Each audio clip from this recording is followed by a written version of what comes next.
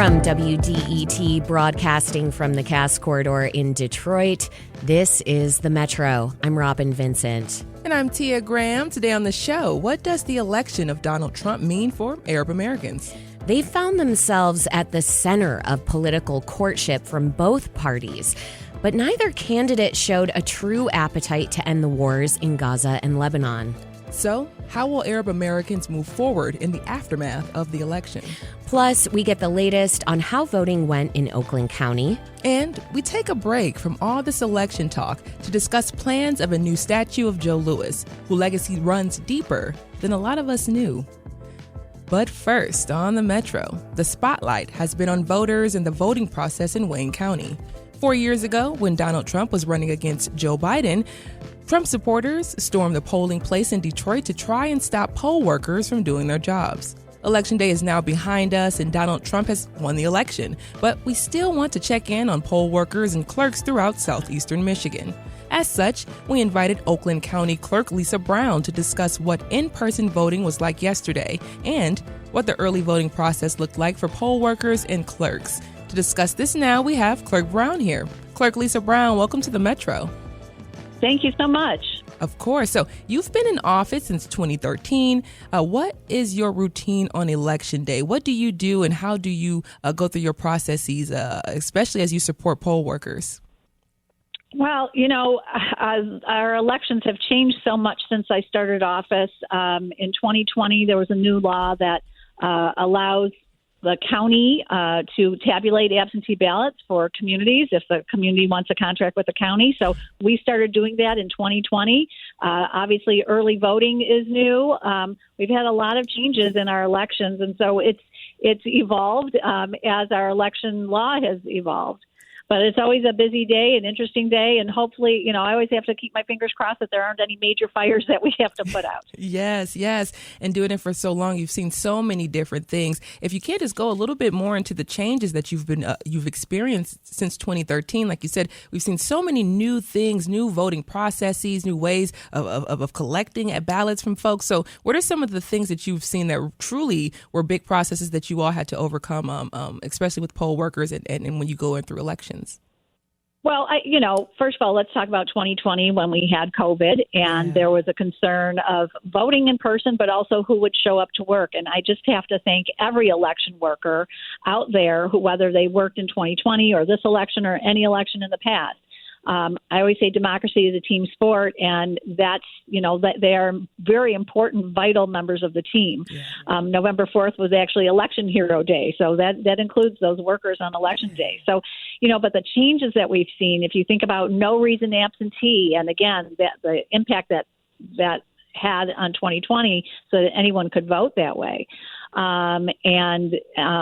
Like I said, now with early voting and the incredible turnout we had for this election with early voting and people realizing, I don't know what's going to happen on a Tuesday. There could be a snowstorm in November in Michigan. Yeah.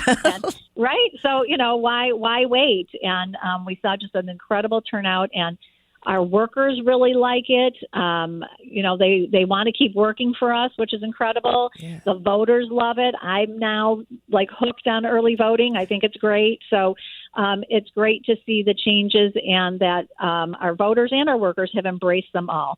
I will say something like, same-day voter registration. That's been an extra burden. Mm-hmm. I hate to use that word, but an extra job duty and a bit of a stressor on our local clerks. And I really want to emphasize the incredible work that our city and township clerks do, that they are really unsung heroes that we don't get to hear the stories of our local clerk in Keego Harbor who went to the Oakland County Jail on Monday to make sure somebody could vote because their absentee ballot was sent to their home. Yeah. Or the clerks that I know who went to hospitals on Monday to make sure that people could get their ballots. Our local clerks do an incredible job as well. Yeah, thank you so much for adding that anecdote in there, Lisa. So, people have been pretty nervous, anxious even as the election approached. You still have some nerves right now. But what was the atmosphere like yesterday? I voted in person at a polling place yesterday. It was pretty calm vibes. What was it like for you all? Yeah, our precincts had a steady stream of voters throughout the day, and everything was calm. There were no big fires that I had to put out, so that's always a win. But yeah, I think that I know, I've lived in Oakland County my whole life. There's never been any major problems here, and I never foresee any. I think people are respectful. It's an educated electorate that people cross parties. They vote for the person and not necessarily the party, and they know every, eligible citizen has the right to vote, and, no one's getting in the way of that. But we had a nice steady stream of voters throughout the day. And you're listening to The Metro on WDET. We're speaking with Oakland County Clerk Lisa Brown about how in-person voting went yesterday and the key takeaways she had about building an efficient and safe voting process for residents. So we got into a little bit of the background about your prep and how you get into it, a little bit about your clerks as well. Yesterday was just one opportunity for voting. We talked about the broad and expand of voting as well. So we think about leading up to, I guess, after elections and post-elections. What does that look like for clerks as well as what does it look like for poll workers? Well, now, this morning we started the canvass. So our board of canvassers are here, and it's made up of 2 Democrats and 2 Republicans. And anyone from the public can come and observe this process. This is the process that we need to go through to certify the election. Where we're checking everything, making sure that everything balances. And when I say that, I mean that the number of voters matches the number of ballots that were tabulated. This is how we know, this is what we have to do to certify a race. So, poll workers, they did their duty yesterday. They may have to come into a canvass if there's signatures missing or something like that from their signatures. They may have to come in and sign a poll book. But otherwise, they've done their part, and they're very, very important part that we're also grateful for. But now the process is the canvas to get through so we can certify the elections. And Lisa, voting has been made much easier in the state. We talked about it. You are now a believer in early voting as well. What kinds of things do you poll workers need as well as clerks need in the state for poll workers to make their jobs a little bit easier? I think for people to remember, for people to trust the process, because it's their friends and neighbors that are making this election and every election happen and work, right? Mm-hmm. So, you go to your precinct, you probably recognize somebody who works there or, is working the absentee voting counting board. And remember that, these people are doing it to be a part of the process. And I don't think we really had this so much yesterday, but sometimes in elections we get voters that are that come in hostile, mm-hmm. And maybe they don't remember that they returned an absentee ballot. But if they're telling you that you returned an absentee ballot, don't be hostile. That's a lot for them. It's a very long day for our poll workers. So just being appreciative that they're helping to be part of the process. Is there anything that the state could do that could help make this process a little easier for yourself as well as your poll workers on Election Day or leading up to Election Day, especially now that we have early in-person voting and early voting in general? I think the fact that our legislature passed a bill and that our governor signed it into law that makes it a crime to intimidate, harass, or threaten an election worker in their doing their election worker duties really helped. I think that calmed a lot of people who were maybe concerned about working and know that the law was on their side and that they had that protection. Again, we haven't really had problems, but you always hear rumbles that something could happen. And I think the fact that our legislature passed that legislation was very helpful. Indeed, indeed. Lisa Brown, clerk for Oakland County. Thank you so much for joining us on the Metro this morning. My pleasure. Thank you.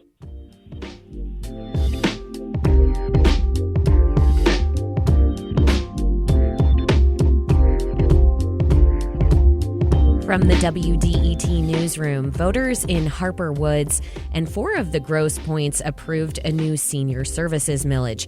The millage supports things like transportation, activities, and facilities for seniors in the area. The millage failed in Grosse Pointe Shores. Grosse Ile Township's proposal to buy the privately owned toll bridge at the north end of the island passed by a 3-1 margin. Coming up, Arab Americans have been at the center of political courtship this election. What's the path forward for them as voters and as political actors in Michigan? Stay right there.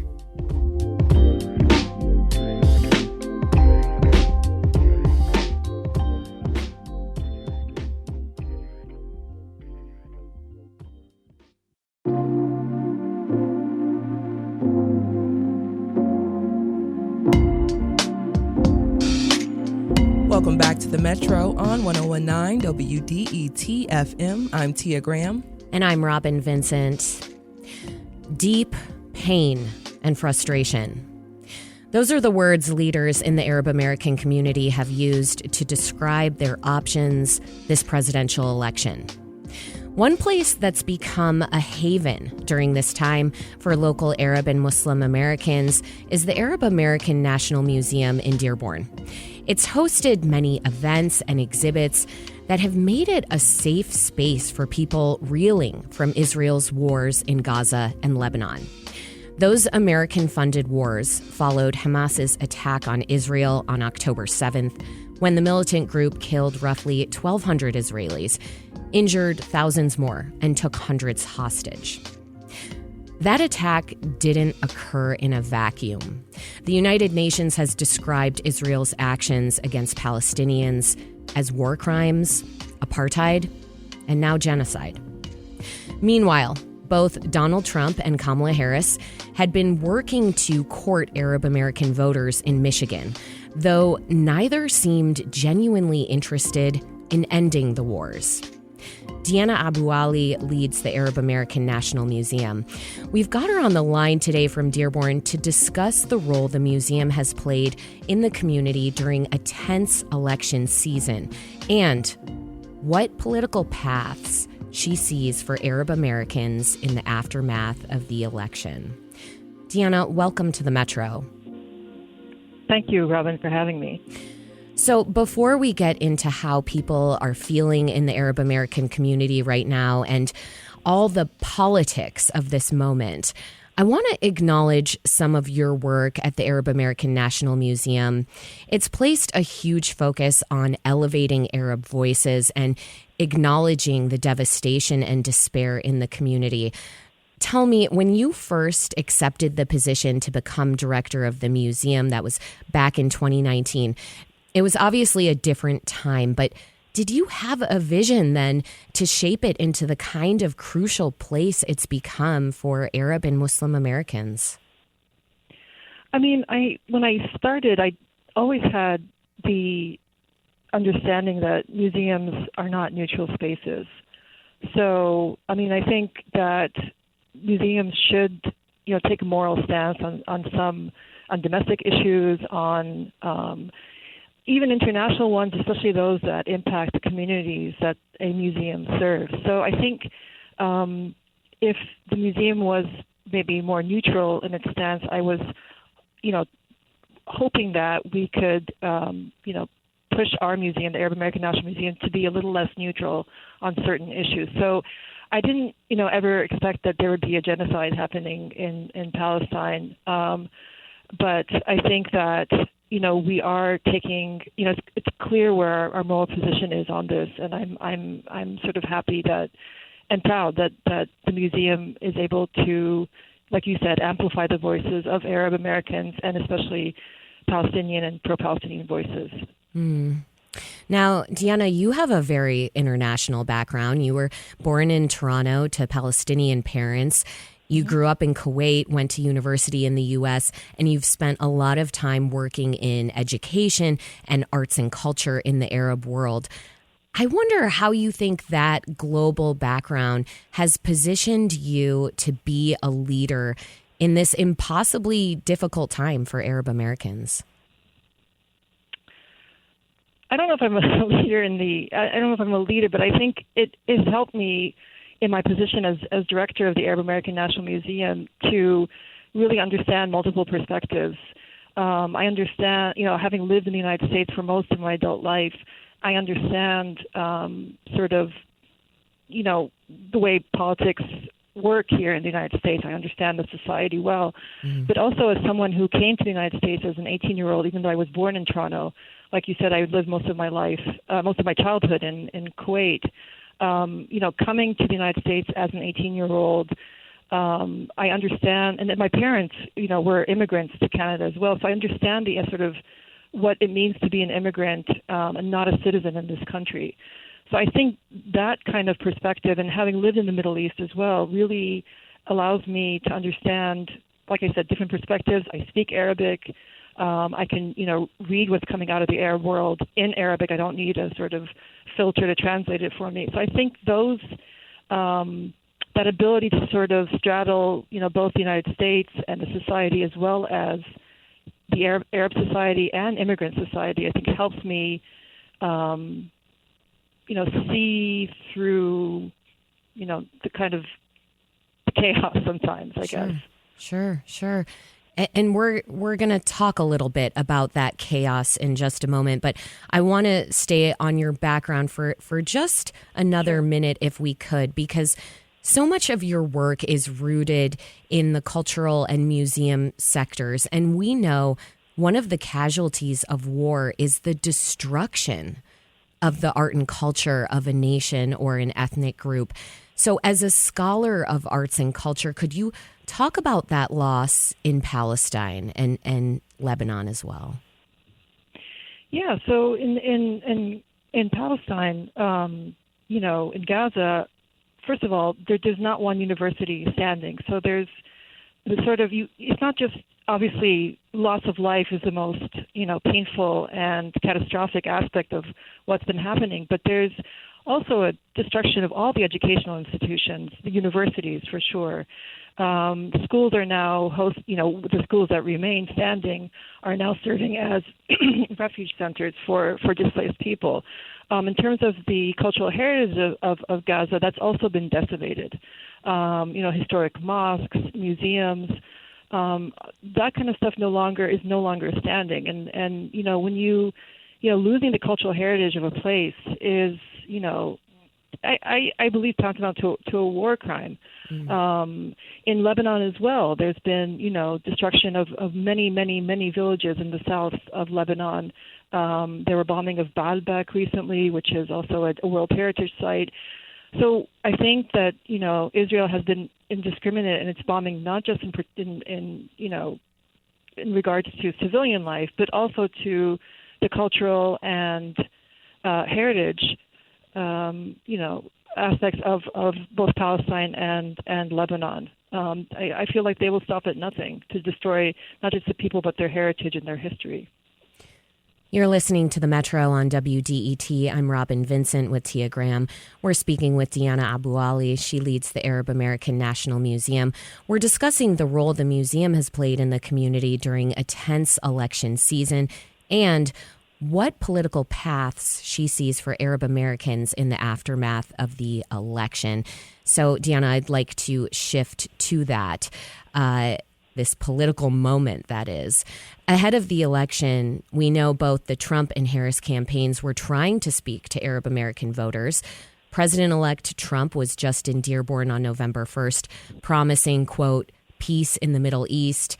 2 days later, Vice President Harris told a crowd at Michigan State University she would do what she could to end the war.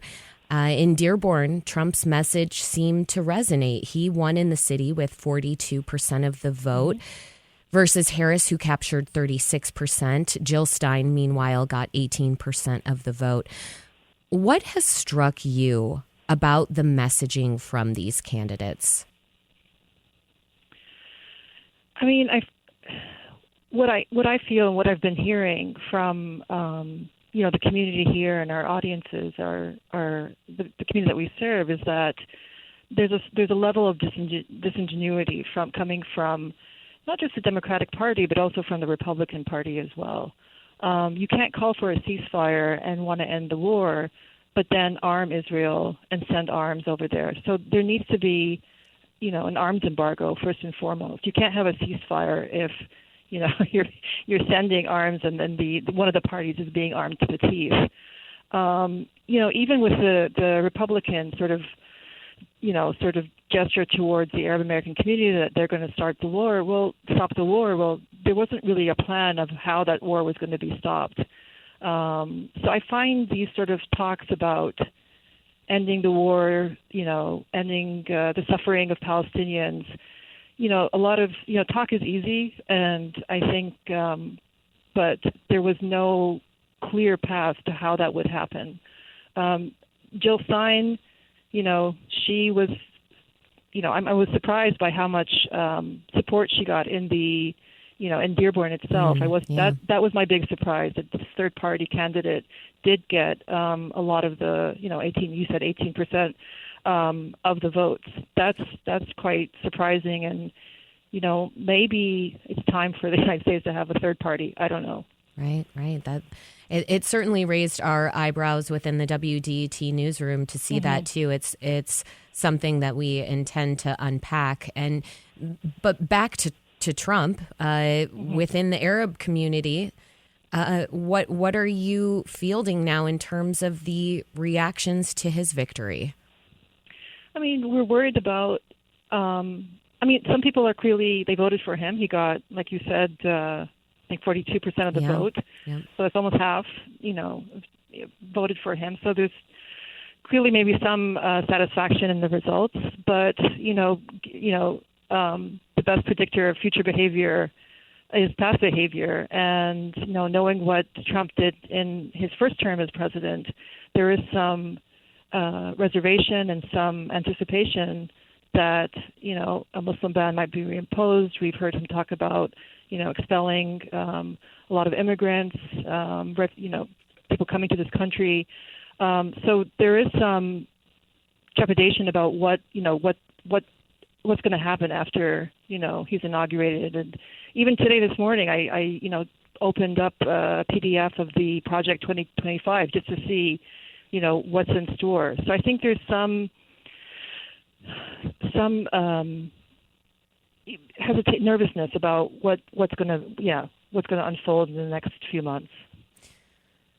At this point, given what we've seen with the uncommitted movement, which really pushed for a ceasefire from Biden and Harris that never came, do you think there's room for Arab Americans in the Democratic Party, or do you see more Arab Americans flocking to the Republican Party?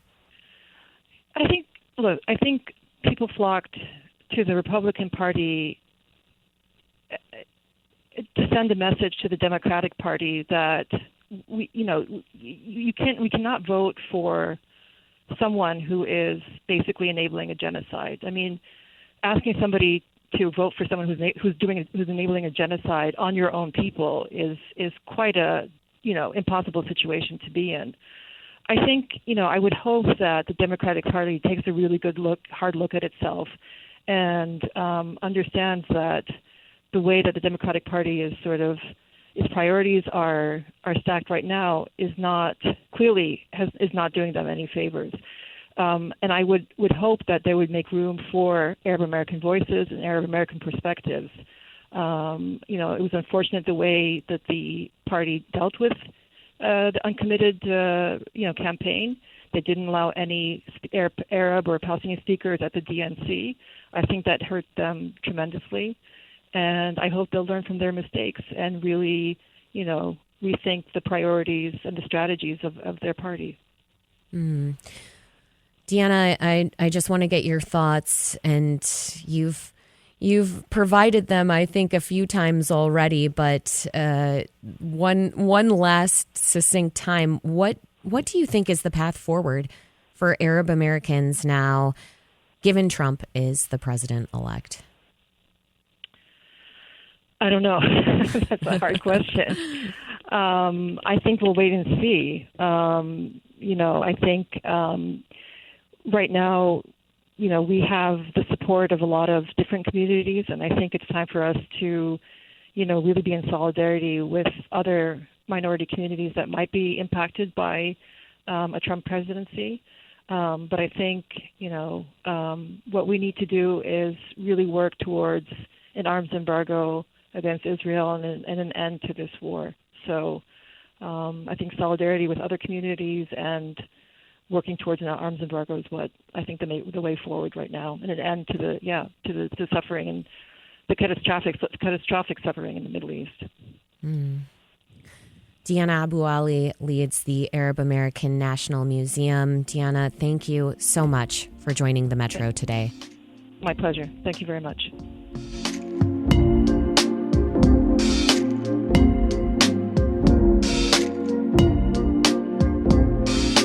This is the Metro Metro on 101.9 WDET FM. You just heard from Robin Vincent. I'm Tia Graham. Outside of election news, the Detroit Pistons take their 2-game winning streak to Charlotte to face the Hornets tonight.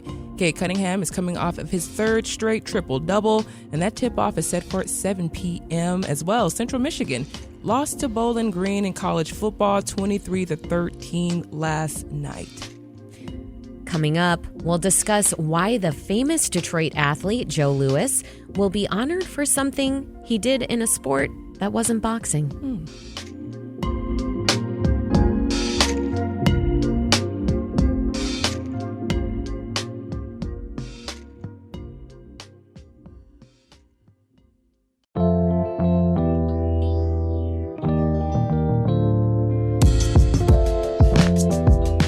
Welcome back to the Metro on WDET. I'm Robin Vincent. And I'm Tia Graham. If you're from the city of Detroit, visit often, or are just familiar with downtown, you know the iconic fist of Joe Louis. The statue is a reminder of Detroit's style, hard work and hustling harder. That's the sentiment that's embodied in Joe Louis. The famous athlete is best known for being a barrier-breaking boxing legend, but many don't know that he was also a golfer, a very good one at that. And as he was the first Black American to play in a PGA-sanctioned event back in the day. He also became a major supporter of the United Golf Association, a Black-led organization that held golf tournaments nationwide. The City of Detroit's Arts, Culture, and Entrepreneurship Office, or Detroit ACE, is now calling for artists to apply to create the latest statue of Joe Louis, highlighting his contributions to the sport of golf. To talk more about the call to artists, the statue, and upholding the legacy of Joe Louis is Rochelle Riley. Rochelle is the director of Detroit ACE. Rochelle, welcome back to the Metro. Thank you so much. Always thrilled to talk to you. Always thrilled to hear from you and hear about the cool things that are happening in the city of Detroit. So, Rochelle, when did you find out Joe Louis was a professional golfer? Did you always know? As a matter of fact, I did not. When I first wrote a column making sure that we did something with the name of Joe Louis when they knocked down the Joe Louis Arena, I got suggestions from dozens of people about everything from renaming a school to renaming a park. Well, one of those came from some golfers who said, well, you need to name one of the golf courses after him. And that was when I first learned that he played golf, but did not know the extent to which he helped desegregate golf until I became friends with his daughter, who said, I really hope that on the Joe Louis Greenway, which now exists in 27 miles around, or will exist in 27 miles around the city, will honor all of my father, not just his life as a boxer, but his life outside the ring. So we're calling this the Outside the Ring statue. Oh, I love that. And, you know, in your opinion, we see the Joe Louis fist as you're, like, once again, like I said in the intro, if you're from the city of Detroit, you know about the fist, you know of the legacy of Joe Louis as a boxer. So why do you think Joe Louis makes a good representative for the city of Detroit? Well, I can tell you we have so many people who were born somewhere else and came here because, of course, Detroit was a mecca for a century for Black people who wanted to live in the middle class. After his successful boxing career, he began playing in local and regional tournaments and was particularly drawn to the Rackham Golf Course on the west side. So he was not somebody who just showed up. You know, he lived here. He, spent part of his early life here and stayed here after boxing. And the thing that was great about what he did was he taught kids and brought women to golf. And he decided he would launch the Joe Louis Open Golf Tournament because he knew that some of the best golfers that he saw were not able to play in the major tournaments. So he, from 1941 to 1951, did 8 of these tournaments. And he always did them right before the major tournaments so that some of the white golfers could see these great golfers. And he put up the $1,000 prize money. It's just amazing history a lot of us didn't know anything about this history. So it's so amazing that you're bringing it to the forefront with Detroit ACE. And, Rochelle, Detroit, of course, we talk about it all the time. Detroit's history is very rich. It's very vast. There's so many different things and so many different pinpoints we can just jump into and get a really deep, rich look into the history of the people there. So where will this statue be placed and why was this Detroit community chosen? Well, I can tell you this is the way interesting things work. So the Joe Louis Greenway is being built a section at a time. We're now on the section off of Grand River that's near a business district. Joe Louis was also a businessman. So when I was first approached by the Joe Louis Greenway to do a statue, I said, well, I'm happy to do it as long as it's not him as a boxer, because he was so much more. And when I told them about the golfing history, they said, oh, wow, let's do that. Well, I would rather have it on a golf course. But the next trailhead that they have planned is this wonderful space that's heavily traveled, and it's one of the few spaces that's on a street where the Greenway is going to cross the street, cross Grand River from one side to the other. So anybody who's walking along the Greenway will actually be connected to a different neighborhood. So it's a beautiful space that's near some other businesses in a business district. And so I said, gosh, I wish we could put one of the statues of him in a suit there and put this one somewhere else. But we don't have the Joe Louis Greenway near a golf course. And I think that we want people who are business people who play golf to see him there. So it's a perfect spot. Yeah. And Rochelle, how is Detroit Ace using its power to uncover these truths of Detroit history and the people who influenced it and bringing it to the forefront? How are you guys doing the work that you're doing? The most important thing, or one of the most important things that Mayor Mike Duggan did, and it was an easy convincing, was to name the city's first ever official city historian. And Jamon Jordan is literally a walking encyclopedia of all the amazing history that Detroit has and is a part of. Every bit of American history and some world history is connected to Detroit. We were the arsenal of democracy, could not have won World War II without, us taking over the car factories and making tanks and planes. And the music, every bit of music ever created, jazz, blues, all of that, Detroit, techno, Detroit. So a part of our job, and that's why it's the Office of Arts, Culture, and Entrepreneurship, is to make sure that people understand that the arts are part of our life no matter what, that our culture has been historically unique for some time, and lifting that up is a part of the job. And entrepreneurship, because art is business. I want people to understand that the people who work in the arts for a living, that's their career. It's not a hobby. A musician, that's a small business. A ballet dancer is a small business.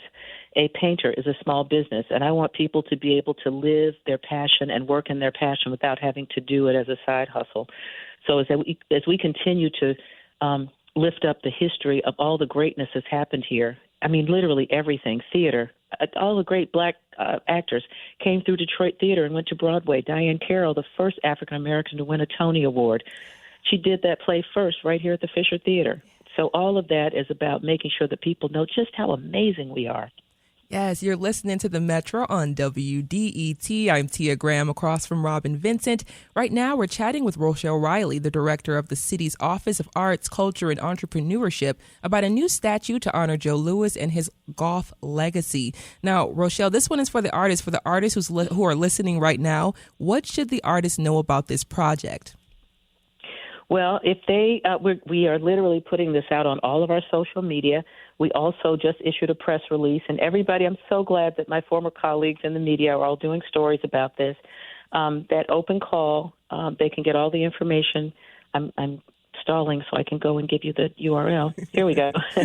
If they go to DetroitArtsAndCulture.com, or there we are. The flyer that's right on Detroit City Arts on all of our social media, on Twitter, on Facebook, and on Instagram.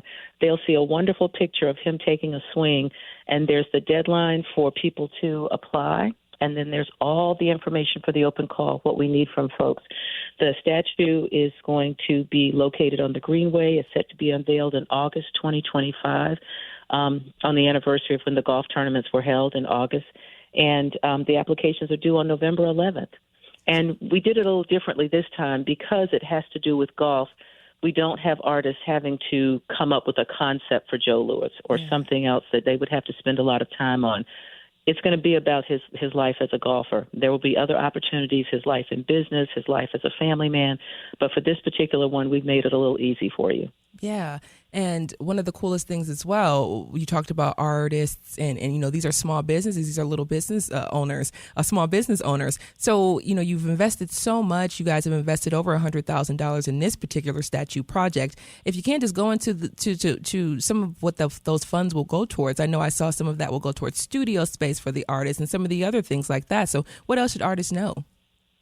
Well, I think that what people don't understand about when you're doing statues is the artists, and they are brilliant. I mean, oh my God, when you go into the studio and see when they're actually molding something from clay and it's taking life, they have to do that part. Then it has to go to a foundry to be cast. So there are fees that are associated with those things. That's why we make sure that we give the artists half the money up front, so they can do the modeling and get it to a foundry, and then there's foundry fees, and then it's finished. So those are the steps to doing a statue. For instance, the artist, amazing artist who did the Lieutenant Colonel Alexander Jefferson statue, which was stolen, but the amazing Detroit Police Department recovered it just like that. I'm so proud of them, and it's going to be recast. How dare you think that you're going to hold this man hostage? He was held as a hostage, a POW during World War II, and was rescued. Well, we've rescued him again. But that has to be totally put back together and recast again at the foundry. So we have to make sure that there's funds to cover those different things. So all of that goes to the artists for those things, for their work, for their studio space, and for the foundry. And my last thing to you before I let you go is one of the coolest tidbits from this announcement is the Joe Louis Open Golf Tournament. You talked a little bit about it earlier in the conversation. From 1941 to 1951, he held golf tournaments in Detroit for black golfers. Are we going to see that again in the city of Detroit? I hope so. I think that everything we do, everything that we lift up, I want somebody to say, oh, we need to have that again. I had somebody to call me and say, would you restart the Detroit Festival of the Arts? I remember going to those all over Midtown with my daughter when she was a little girl. We don't do those anymore. And I'm not saying that's coming back. I'm just saying that that's the conversation that people have. So it would be wonderful to do that. And if some of the golfers who hear about this decide that they want to do that, we would love to see if we can't get some of our sports people involved. I plan to let the PGA know that we're doing this. So I'll keep my fingers crossed. Yes, thank you so much, Rochelle Riley, the director for Detroit's Arts, Culture, and Entrepreneurship Office. The City of Detroit's call for artist applications are due November 11th for the statue project. As well, you can go to DetroitArtsAndCulture.com to find out more if you are an artist and interested in applying. Rochelle, thank you so much. We'll talk to you soon. Thank you, as always. I so appreciate you. Take care.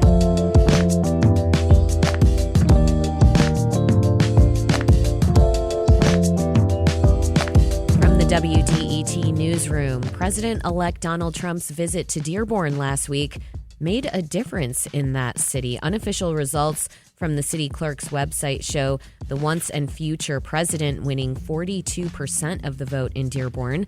That's compared with 36% for Vice President Kamala Harris and 18% for Green Party candidate Jill Stein. Former and future President Donald Trump could have Republican majorities in both the House and the Senate when he returns to the White House next year. That's something he had during his first term in office. The question at this hour is which Senate candidate from Michigan will win power? Democrat Alyssa Slotkin or Republican Mike Rogers? That race is still too close to call. Coming up, we make sense of some of the election results with the always dedicated and maybe sleep-deprived WDET News Director, Jerome Vaughn.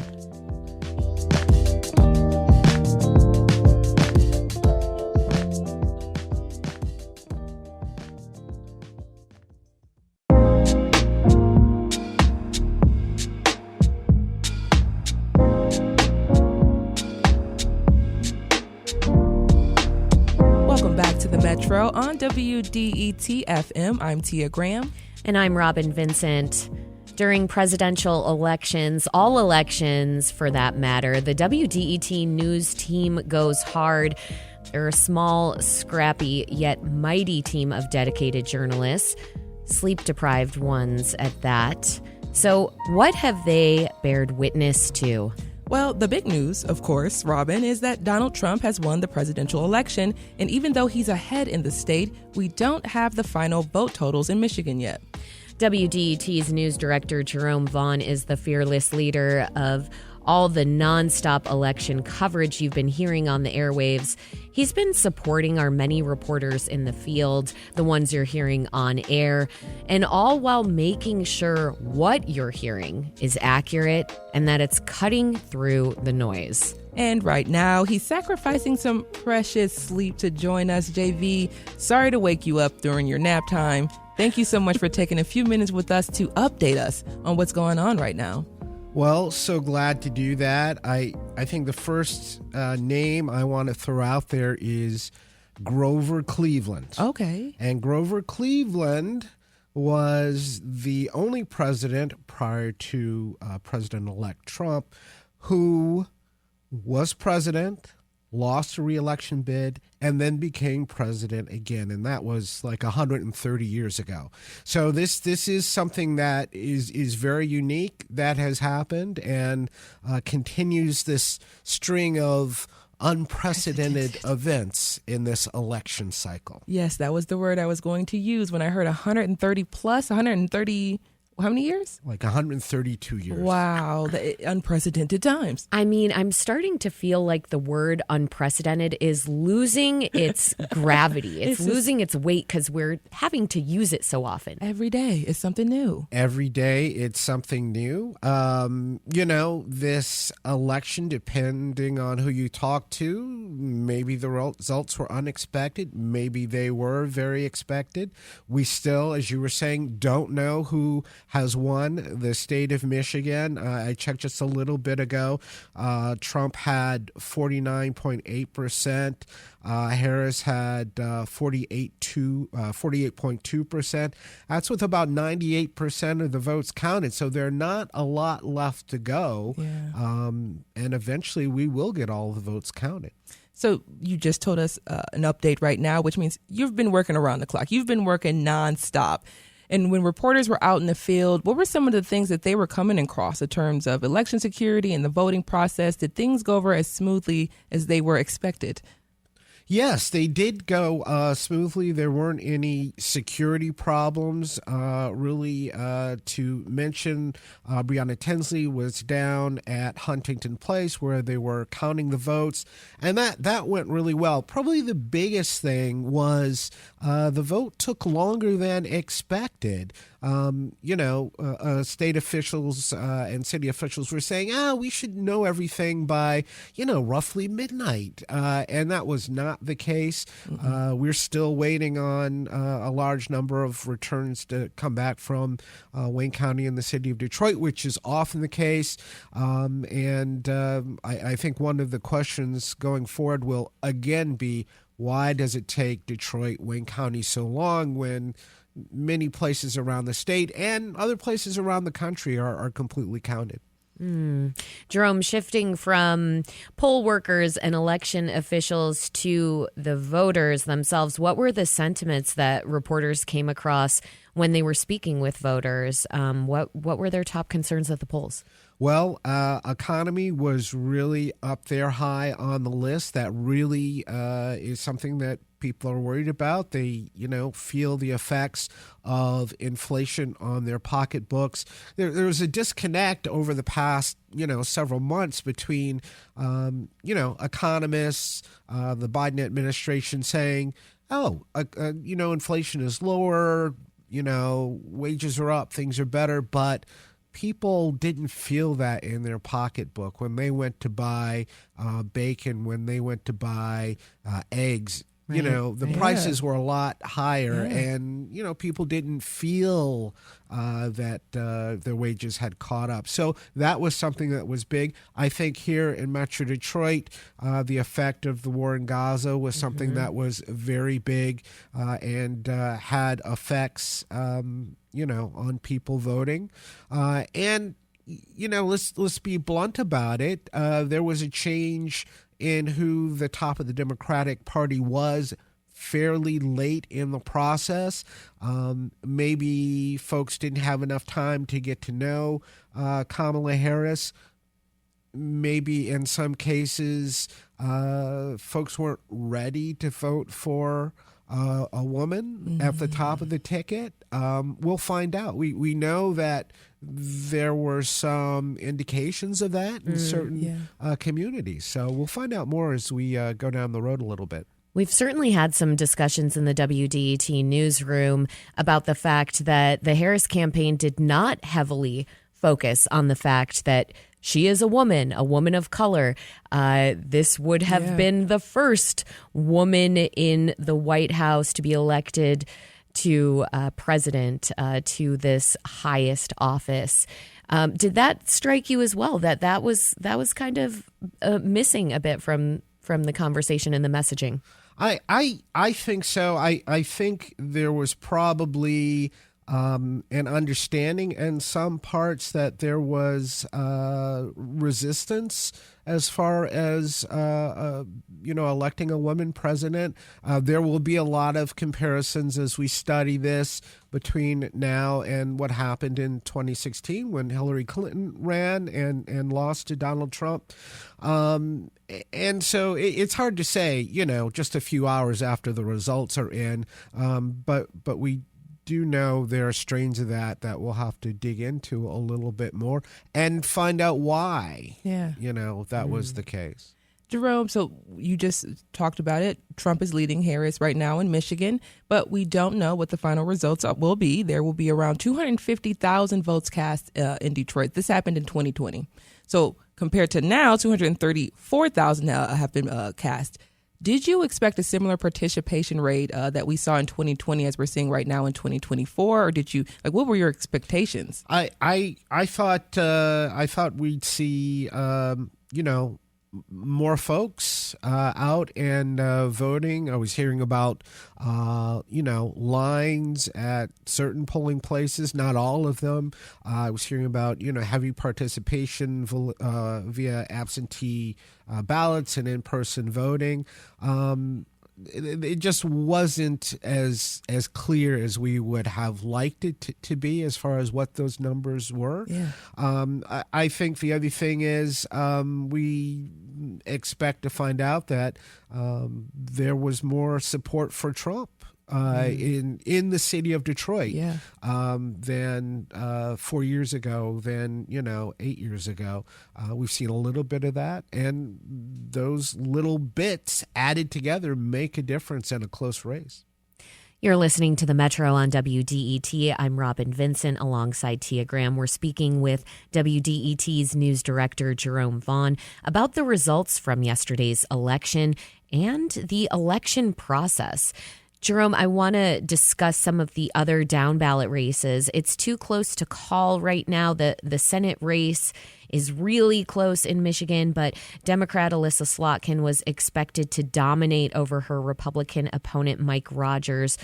Why do you think that race is so close? I think that's an excellent question, and I would have given you a different answer yesterday before we started seeing results than today as we've seen votes being counted. I think there were a lot of Republicans who flew under the radar when it came to polling, right? Maybe that is a certain number of folks not answering completely when it comes to being polled. Maybe that comes to Republican areas of the state not being polled enough. Maybe that, comes down to people in the city and in the metro area not being polled enough. So the reality of the Republican support did not surface. And so I think that is why this race was really close. A lot of money was spent in this race. And so that's where we are right now. Jerome Vaughn is WDET's news director. Jerome, thank you so much for breaking down some of these contests with us. I hope you'll get some sleep. I'm going to right now. Good night. That's the Metro for Wednesday, November 6th. The show is produced by Sam Corey, David Lyons, and Jack Philbrandt. Additional support from Dorothy Jones. Our engineer is Nate Bender. Music by Sam Bobian and Will Sessions. You can listen to recent episodes online at WDET.org and make sure to subscribe to the podcast on your favorite platform. The show is also on YouTube if you like listening that way. This is WDET FM, Detroit Public Radio, your connection to news, music, and conversation. Thank you for listening. We'll see you tomorrow.